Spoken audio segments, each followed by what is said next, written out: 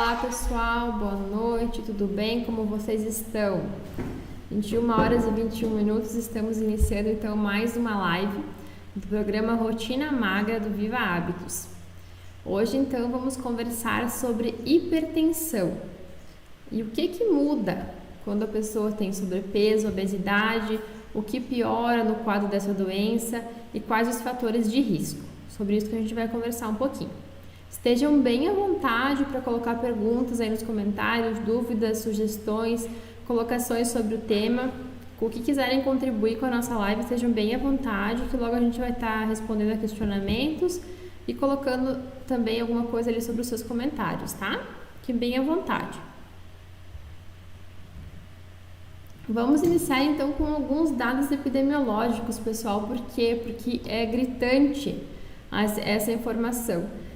De acordo com alguns estudos, a prevalência de hipertensão em pessoas adultas com peso normal, ela gira em torno de 17,5%, ou seja, pessoas que têm o seu peso normal, o peso ideal, nessa população é 17% da população que tem hipertensão.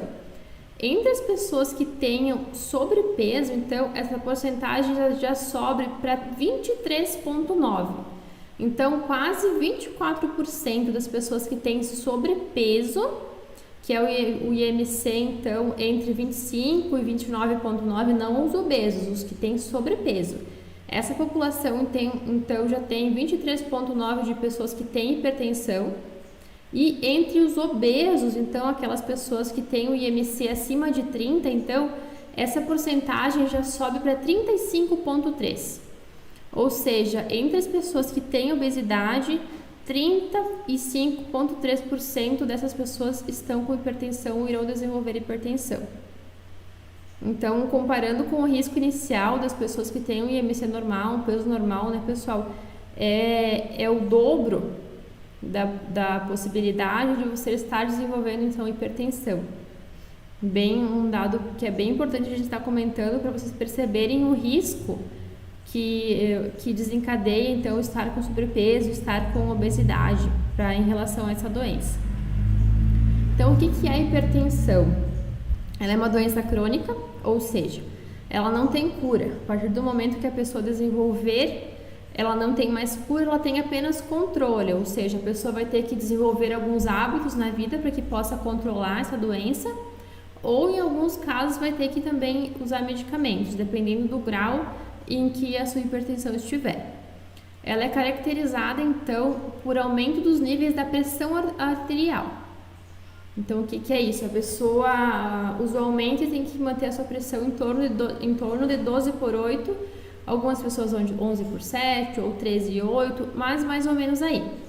Quando essa pressão se altera e se mantém alterada, então é considerada hipertensão arterial. Essa doença está na lista das doenças que causam mais mortalidade e morbidade, ou seja, causam mais mortes e causam mais complicações que prejudicam a saúde, que prejudicam a qualidade de vida das pessoas. Vamos conversar um pouquinho também sobre a fisiologia da hipertensão arterial, né? O que é? Então, a gente fala pressão alta, mas o que é a pressão alta? O que é a pressão arterial? Né? O que acontece lá dentro do nosso corpo que é chamado de pressão arterial ou de hipertensão arterial? Então, a pressão arterial, ela é a pressão que o sangue tem quando ele bate nos nossos vasos sanguíneos. Essa pressão que é medida. A força com que o sangue vai, então, entre aspas, colidir com o vaso, né? A pressão que ele vai colocar no vaso quando ele entrar em contato com esse vaso. E, em contrapartida, também a resistência que esse vaso vai exercer sobre esse impacto do sangue. Então, são dois aspectos. A força com que o sangue vai e a resistência que o vaso vai apresentar. Se ele vai estar mais dilatado, que vai deixar o sangue passar com menos pressão, ou se ele vai estar um pouquinho mais apertadinho, que então o sangue vai passar com um pouquinho mais de pressão. São esses fatores, então, que vão dizer quanto que vai estar a nossa pressão, se vai estar mais alta ou se vai estar mais baixa, tá? É o chamado débito cardíaco, que é o volume de sangue que está passando e a força que ele passa, E a resistência periférica dos vasos, né? Que é a resistência que os vasos vão apresentar em relação a isso. Ocorre então que em alguns casos acaba acontecendo o aumento da entrada de sangue dos nossos vasos, então aumenta o volume por algum motivo, ou a pessoa ingeriu muito sal, que aumentou o volume cardíaco, ou por alguma outra situação de saúde, aumenta o volume. Esse é um dos problemas que pode causar hipertensão arterial. Ou, como eu já falei, mude a resistência dos nossos vasos, né? Aumente a resistência dos vasos, que também pode causar hipertensão arterial. A pressão, então, ideal, 100%, a melhor de todas, acho que a maioria das pessoas já sabe, que é o 12/8, né? A pressão ideal. A considerada hipertensão é aquela que está acima de 14/90 e abaixo de 16/90. A hipertensão, no caso, grau 1, né? A hipertensão grau 2 é aquela que está acima de 16/90 e abaixo de 18/110. E a grau 3, que seria a mais grave, é aquela que está acima de 180/110, que é a pior de todas, então, dos 3 graus que a hipertensão pode ter. Algumas possíveis causas, pessoal, para diabetes. Causas e fatores de risco, no caso, né? É a idade, né? A gente sabe que pessoas mais velhas têm mais propensão de estar desenvolvendo a hipertensão arterial ao longo da vida, então a gente sabe que a ocorrência de hipertensão ela acaba se tornando muito maior em idosos do que em pessoas jovens, então a idade é um fator de risco. Gênero e etnia, então, acontece mais em pessoas de etnia negra, também é um fator de risco. A ingestão excessiva de sódio, o sódio está presente em muitos alimentos industrializados e principalmente no sal, né? Por isso que a gente comenta tanto que para o controle da pressão arterial é muito importante diminuir a quantidade de sal nos alimentos, diminuir a quantidade de alimentos ultraprocessados, né? Que vão ter muitos conservantes de sódio. Problemas renais também é um fator de risco, né? Porque leva à retenção de líquidos e pode então aumentar a pressão. Estresse, que a maioria das pessoas já devem saber também que acaba levando à hipertensão. Alterações genéticas, que entram também os fatores hereditários, quem tem familiares que já têm hipertensão, familiares próximos, né, sabe que é um fator de risco para estar desenvolvendo também. Tabagismo, porque quem é tabagista então acaba tendo vários fatores que influenciam na sua vascularização, nos seus vasos sanguíneos, né? Vários fatores que prejudicam isso, que podem então ter predisposição para hipertensão arterial. E a obesidade e o sedentarismo, que é o ponto-chave então da nossa live, do que a gente vai conversar agora. Por que obesidade, pessoal? Como eu já coloquei lá no início para vocês, porque a porcentagem de pessoas que têm hipertensão é bem maior das pessoas obesas, pessoas que têm sobrepeso. Um dos fatores que influencia nisso é que a pessoa que tem obesidade, então que tem sobrepeso, vai ter aumento de insulina, que a gente já conversou, eu já comentei, a doutora Daniela também já comentou em outras lives, né? Que as pessoas que têm sobrepeso, que têm obesidade, acabam tendo um aumento de insulina. Com o aumento de insulina, acaba levando já tem uma propensão ao aumento da absorção de sódio. Aumenta o volume do nosso sangue, então, e aumenta a pressão arterial. Esse é apenas um dos fatores. Acaba desenvolvendo também um aumento do débito cardíaco por necessidade de maior volume de sangue para irrigação corpórea, ou seja, a pessoa acaba tendo uma extensão corporal maior, o tecido adiposo, apesar de ele não ser como músculo ou como outros tecidos, mas o tecido adiposo ele é um tecido vivo, ele é um tecido que está ali no nosso corpo e ele precisa de irrigação assim como os outros tecidos. Então acaba desenvolvendo, que o nosso corpo acaba tendo um pouquinho mais de volume para conseguir então irrigar esse tecido adiposo também, que é além da nossa massa magra, então, quando ele é excessivo, né? Temos também nas questões de obesidade atividade nervosa simpática relacionada à leptina.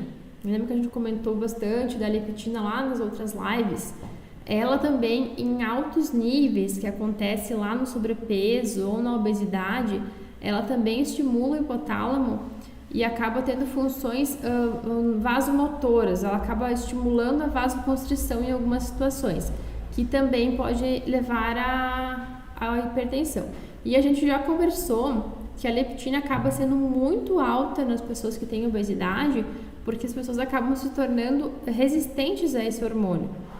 Então, acabam tendo grande produção e tem esses fatores que também influenciam. Outra coisa bem importante e que faz toda a diferença é que diminui em pessoas obesas a sensibilidade dos barroreceptores. O que é isso, pessoal? São, então, receptores que têm o poder de controlar a pressão arterial. Eles estão em algumas artérias bem importantes de grosso calibre no nosso corpo. E o que eles fazem? Quando o sangue passa por ali e com a pressão que ele estiver, esses receptores têm a capacidade de, através de inervação, informar o nosso sistema nervoso central sobre como está a nossa pressão. Se está muito baixa, que precisa aumentar, ou se está muito alta, que precisa diminuir. Então, esses receptores, eles têm então capacidade de, através dos nossos nervos, enviar essa informação lá para o sistema nervoso central. Vai dizer, ela está com a pressão muito alta, então vamos ativar mecanismos para que possa, então, diminuir a pressão. Ou se estiver muito baixa, vamos ativar mecanismos para que a pressão aumente. E na pessoa obesa, acaba que tem diminuição da sensibilidade desses receptores. Não é que eles não vão estar funcionando, mas eles vão estar menos sensíveis do que numa pessoa que está com o peso normal. Então, vão ter menos capacidade de controle da pressão arterial. Então, é mais um fator que propicia para que, se a pessoa estiver com a pressão alta, ter menos fatores que vão ajudar para ela diminuir fisiologicamente, né? Vai depender mais de fatores externos. Temos também uma cadeia de hormônios, que é o sistema angiotensina e aldosterona, que são hormônios que trabalham e têm função de reter líquido, reter sódio no nosso corpo. E também na pessoa obesa acaba acontecendo mais resistência desses hormônios, até por esse fator dos barroreceptores que não estão com toda a função que eles precisariam ter, acaba que esses hormônios também estão um pouquinho maiores lá tem mais função na pessoa obesa e acabam retendo mais líquido, que aumenta mais o volume sanguíneo, então acaba desenvolvendo mais propensão à hipertensão arterial.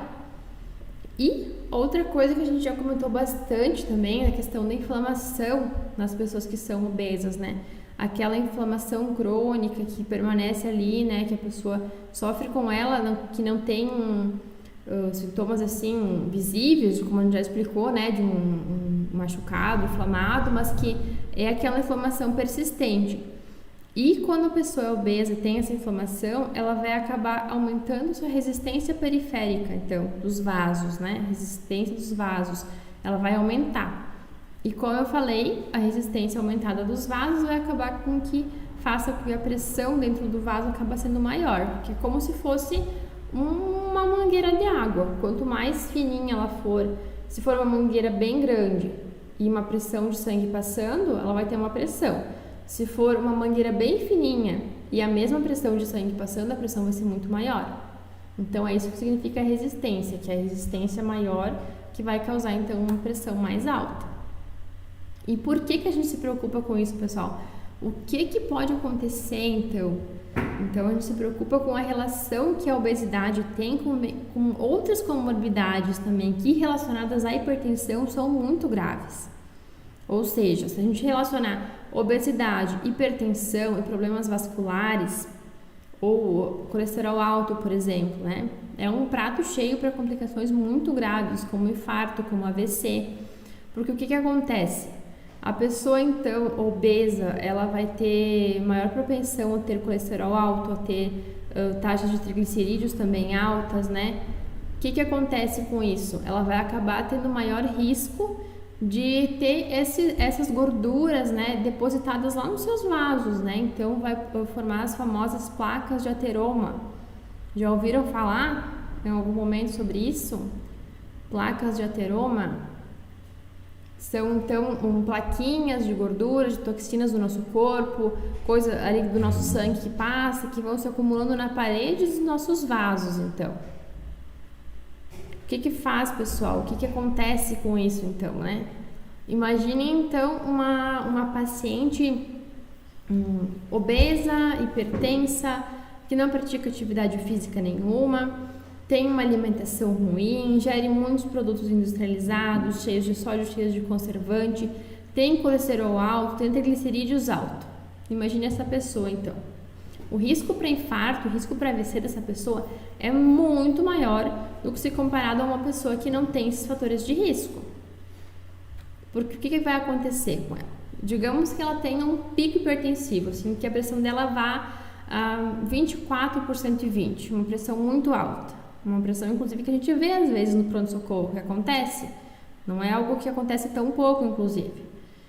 E ela tem essa pressão super alta. E digamos que lá em algum lugar dos vasos dela, em algum vaso importante lá do coração dela, por exemplo, tem uma plaquinha de ateroma lá em algum lugar. Essa pressão muito alta pode fazer com que essa plaquinha se descole do vaso, desgrude, né? Ela vai estar ali coladinha. Um pico hipertensivo pode fazer com que ela solte um pedacinho. O que vai acontecer nesse vaso? Então ela vai estar ali descoladinha e vai fazer uma lesão na parede do vaso, como se soltasse uma casquinha de ferida, sabe? Solta, ela vai sangrar. Então ali vai coagular isso para cicatrizar aquele tecido. Só que o que acontece? Você não está falando da tua pele, você está falando da luz do teu vaso. Então você está falando do calibre do teu vaso, isso está acontecendo lá dentro do teu vaso. Se descola essa plaquinha e vai acontecer um processo de coagulação ali para cicatrizar, entre aspas, esse tecido, vai acabar com que esse coágulo que vai se formar ali, essa cicatrização, pode fechar o teu vaso. E o que acontece? Fechar. Lá no coração, ou se acontecer isso lá dentro do teu cérebro, o que pode acontecer? O que quer dizer essa questão de fechar o vaso? Né? É o famoso infarto, é o famoso AVC isquêmico, né? É isso que acontece, é isso que leva a um infarto, é isso que leva a um AVC isquêmico. É quando acontece alguma coisinha que vai ali fechar um vaso importante, então um vaso sanguíneo importante, uma artéria importante. E o que acontece com isso? Se for no músculo cardíaco, ela vai parar a irrigação sanguínea para aquela porção do músculo. Se for uma área muito grande, uma área muito importante, a pessoa pode morrer na hora. Dependendo do tempo que ela levar para ser atendida ou da área atingida, não vai ter volta.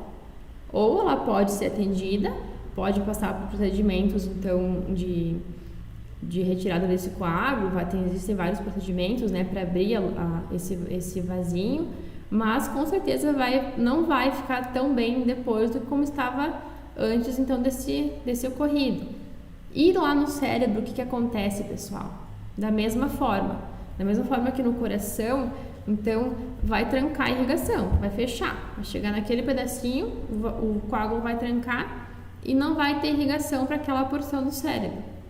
O que vai acontecer? Se passar muito tempo obstruído, depende também do tratamento, do tempo que a pessoa levou para ser atendida, ela pode perder uma grande área do cérebro.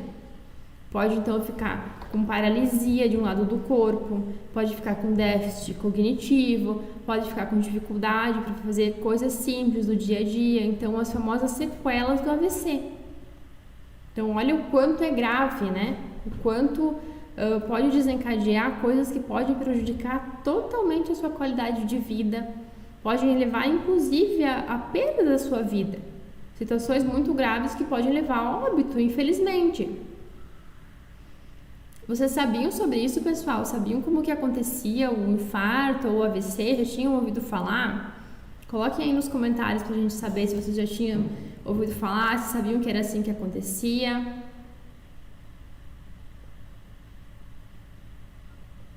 Sabiam dessa relação da obesidade, do risco aumentado para pessoas que têm colesterol alto, por exemplo? Bem importante, né, pessoal? Muitas vezes as pessoas levam assim entre aspas, na esportiva ter colesterol alto, ter triglicerídeos alto, porque é uma coisa comum, muitas pessoas têm. Várias pessoas tomam medicação para colesterol e acham que é uma coisa tão banal, até pela questão de ser muito comum, as pessoas banalizam muito isso, só que isso é muito grave, pode levar a complicações muito sérias. Imagine se a pessoa ainda tiver sobrepeso, então tiver o colesterol alto e for fumante. Já aumenta um pouquinho mais os riscos. Por quê? Porque o cigarro, a pessoa estar fumando, então vai ter muito mais toxinas no sangue que podem se acumular lá dentro das artérias, formando essas plaquinhas que depois vão descolar e vai causar a formação do coágulo. Então, mais o fator de risco, somado com tudo isso, piora ainda mais a situação. São casos que a gente sabe que são muito comuns. Pessoas que têm hipertensão, que têm problemas de colesterol, que são fumantes e que muitas vezes talvez não soubessem desse risco tão grave, não é? Então, se vocês conhecem alguém, pessoal, que tem esses fatores de risco, que passa por essas situações, conversem com essas pessoas, né? Exponham isso para eles. É muito importante, são coisas que podem levar à morte, que são muito graves e que as pessoas precisam saber dessa informação, né? Então, aqui as pessoas colocaram, então, que sim, que já conheciam. Algumas colocaram que não sabiam, que acharam muito importante, outras já sabiam. Isso aí, pessoal. E como eu disse, é uma informação que ela precisa ser passada adiante, né? Então, quando puderem conversar com essas pessoas que vocês sabem que tem esse problema, falem que tem um vídeo muito legal lá no nosso canal para eles assistirem sobre isso e vamos disseminar essa informação. E o que é tratamento, então, pessoal, para hipertensão? O que é considerado tratamento? O primeiro e mais indicado tratamento para hipertensão é a mudança do estilo de vida. Então, é você optar por um estilo de vida mais saudável. Isso é indicado para as pessoas, principalmente para as pessoas que estão na hipertensão de grau 1, muitas vezes, antes mesmo de estar indicando um medicamento para a pessoa usar, os médicos indicam a mudança de estilo de vida. Para quê?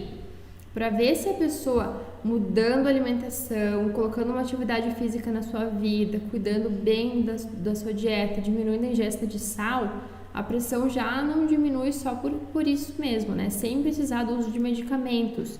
Ou talvez precisando de um medicamento não tão forte de início, né? Ou talvez de apenas um medicamento, porque tem pessoas que precisam de 1 ou 2 ou 3, né? Ou tomar várias vezes ao dia. Então, a mudança de estilo de vida, com certeza, é o primeiro tratamento indicado. Estando associado ou não a medicamentos, ela é o primeiro tratamento indicado. Então, a dieta saudável, atividade física, melhorar a qualidade do sono também é bem importante. Descanso, a pessoa ter os seus momentos para descansar, para repousar, para diminuir o estresse, né? Perder gordura corporal, então a gente não fala em perder peso, mas perder gordura corporal, né, pessoal? Porque você tem que ter muito cuidado nessa questão também, porque a gente muitas vezes vai pelo peso da balança, mas a gente acaba tendo níveis de gordura para perder. Então é bem importante que a pessoa saiba o quanto ela tem de gordura no seu corpo, o quanto ela precisa perder de gordura, né? Quanto ela precisa ganhar de massa magra, então, para estar saudável, né? Para o seu corpo estar ideal. Não adianta só perder peso, que muitas vezes você vai estar perdendo gordura, massa magra também, né? Tem uma live bem legal que a doutora Daniela fez sobre isso, que vale a pena ver também, que ela fala sobre os tipos de gordura, fala sobre a massa magra, muito interessante. Então, o que a gente ganha com isso, pessoal? Com essa mudança de estilo de vida, o que vocês acham que ganha com isso? Ganha saúde, né, pessoal? Ganha anos de vida, ganha qualidade de vida, diminui os riscos de todas essas complicações que eu coloquei aí para vocês, né, que eu que eu comentei com vocês. E eu acho que relacionado a tantas coisas graves que podem acontecer, eu acho que vale a pena, né?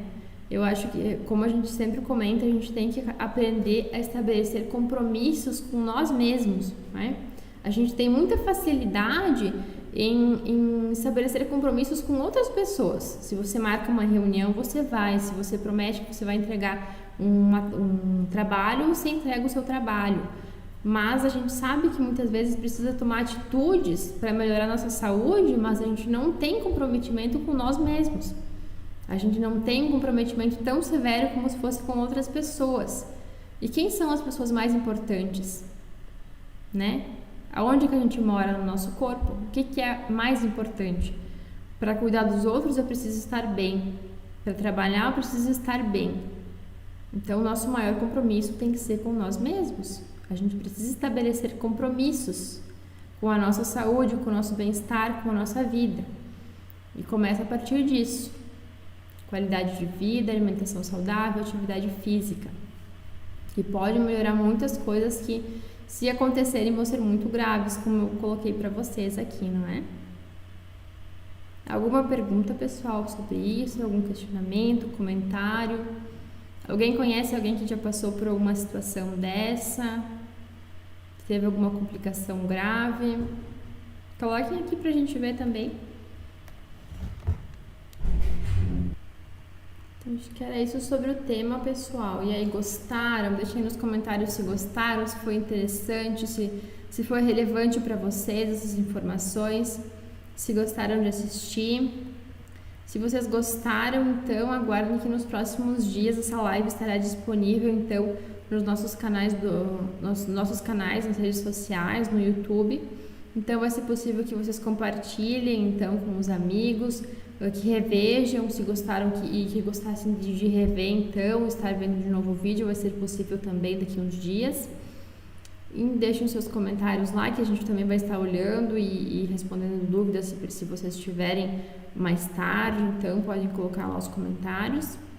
E continuem acompanhando, pessoal. Nos próximos dias teremos mais lives, então, de toda a nossa equipe, com temas bem relevantes, que com certeza vão te ajudar nesse processo de emagrecimento, a entender melhor a fisiologia do seu corpo, o que acontece de complicações relacionadas à obesidade, por que vale tanto a pena, então, você optar, então, por emagrecer, por ter uma vida mais saudável, tá bem? Muito obrigada pela presença de todos aqui nessa live, por estarem acompanhando a gente nesses dias, então, e até mais, até a próxima!